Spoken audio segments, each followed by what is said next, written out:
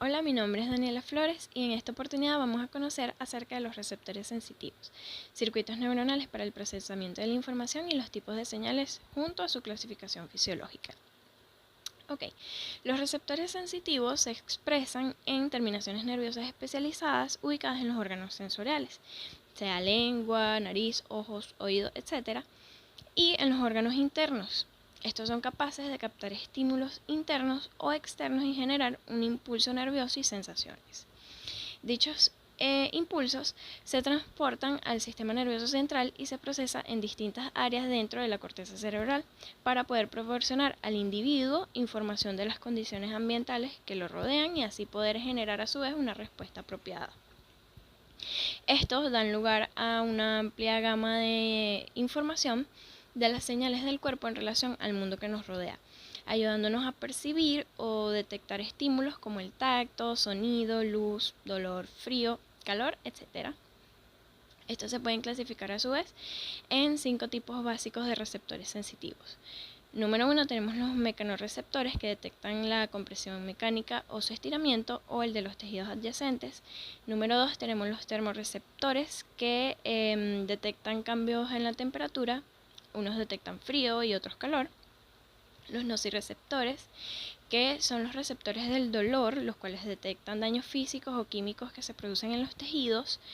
Número 4 tenemos los receptores electromagnéticos que van a detectar luz en la retina ocular.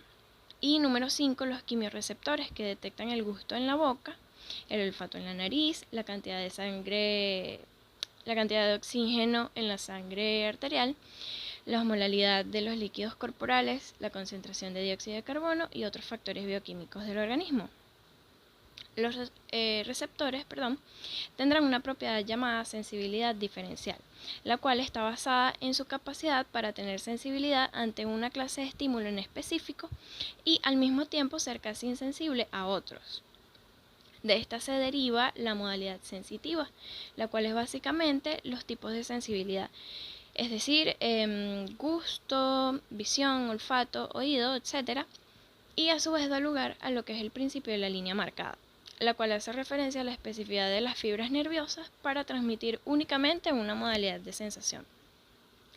Esto tomando en cuenta que cada fascículo nervioso termina en un punto específico del sistema nervioso central y que el tipo de sensación que se vive o vivida cuando se estimula una fibra nerviosa se va a determinar por la zona del sistema nervioso a la que se conduce dicha fibra.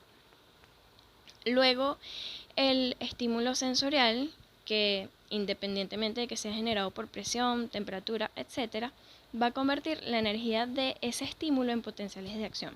Es decir, que va a modificar su potencial eléctrico de membrana y dicho cambio da lugar al potencial del receptor. El potencial del receptor tiene una causa básica o general del cambio en el potencial de membrana. Este se da por una modificación en la permeabilidad de la membrana del receptor, la cual va a permitir una difusión iónica con mayor o menor facilidad a través de la membrana y va a generar un cambio en el potencial transmembrana. A su vez existen 4 medios que describen cómo se puede generar el potencial de receptor que excita a los diversos receptores, los cuales son número 1, por deformación mecánica del receptor, que estire su membrana y abra los canales iónicos. Número 2, por la aplicación de un producto químico a la membrana que va a tener el mismo efecto, o sea, abrir los canales iónicos. Número 3, por un cambio de la temperatura de la membrana que logre modificar su permeabilidad, o también por los efectos de la radiación electromagnética. Entre las características del potencial de membrana tenemos que el potencial de receptor va a tener una amplitud máxima de unos 100 milivoltios, que es más o menos el promedio de voltaje máximo para todos los potenciales de receptor sensitivos, y solo se alcanza cuando la intensidad del estímulo es muy alta. Cuando el potencial de receptor supera el umbral de excitación, se desencadenan potenciales de acción en la fibra nerviosa. Y entre más se incremente el potencial de receptor sobre el umbral, la frecuencia del potencial de acción va a aumentar de igual forma. Algunos receptores sensitivos tienen la propiedad de adaptación, la cual se da cuando un estímulo se percibe constantemente. Es decir, que al inicio con este estímulo el receptor produce una frecuencia de impulsos muy alta y conforme pasa el tiempo la frecuencia de los potenciales de acción baja o incluso desaparece. Por otra parte, la capacidad de adaptación es distinta en algunos receptores. Por ejemplo, los corpúsculos de Pacini se adaptan hasta que se termina la frecuencia de los impulsos por completo. Y están los receptores inadaptables, los cuales requieren de días para extinguir los disparos o impulsos. Por ejemplo, parte de algunos receptores, los quimiorreceptores y los receptores para el dolor, por ejemplo, son receptores que nunca terminan de adaptarse completamente. En cuanto al mecanismo de adaptación, el proceso por el cual un receptor se adapta al estímulo puede variar con cada tipo de receptor. En particular, el corpúsculo de Pacini, que ha sido uno de los más estudiados, se dice que se adapta de dos maneras. Número 1, por reajustes en la estructura del receptor debido a una deformación o aplastamiento de esta, o por acomodación. Esta adaptación ocurre cuando el extremo de la fibra nerviosa central se acomoda lentamente mientras la presión del estímulo sigue deformando la fibra del núcleo central del corpúsculo. Se supone que estos dos mecanismos generales de adaptación también se aplican a las demás clases de mecanorreceptores específicamente. En cuanto a los receptores de adaptación lenta y rápida, los receptores de adaptación lenta mandan señales al sistema nervioso central siempre que el estímulo esté presente, de tal forma que el cerebro puede conocer el estado del cuerpo y su relación con el medio. Debido a su capacidad para seguir transmitiendo información durante mucho tiempo, también se les denomina receptores tónicos. Por otro lado, los receptores de adaptación lenta solo perciben los cambios en la intensidad del estímulo y por lo tanto no transmiten una señal continua. Por eso se llaman receptores de velocidad, movimientos o fásicos. Debemos recordar que los receptores de velocidad rápida poseen a su vez una propiedad predictiva, es decir, que pueden saber cuál será el estado del cuerpo en un futuro próximo. En cuanto a la clasificación de las fibras, tipos de señales y su clasificación fisiológica, tenemos en una primera instancia que estas se conforman por lo que son las fibras tipo A y C. Las fibras tipo A se subdividen aún en las fibras alfa, beta, gamma y delta. Estas son fibras mielínicas, rápidas y de mayor tamaño. Y las fibras tipo C son amielínicas, lentas y pequeñas.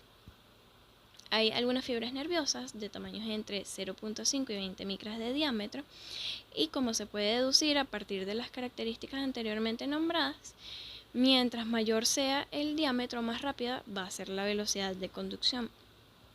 De esta se pueden derivar otra clasificación usada por los fisiólogos, la cual es un grupo 1A, que son fibras originadas por las terminaciones anuloespirales de los huesos musculares, que son fibras A tipo alfa, un grupo 1B que provienen de los órganos tendinosos de Golgi, que también son fibras A de tipo alfa, un grupo número 2, que son fibras procedentes de una gran parte de los receptores táctiles cutáneos aislados y de las terminaciones en ramillete de los huesos musculares.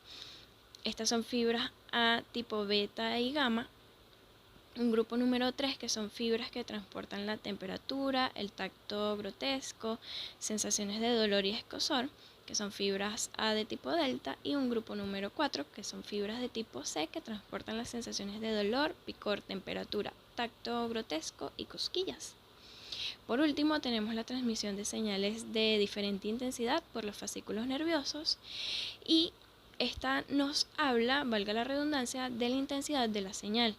En ella encontramos la sumación espacial, que consiste en transmitir la intensidad de la señal al aumentar el número de las fibras involucradas.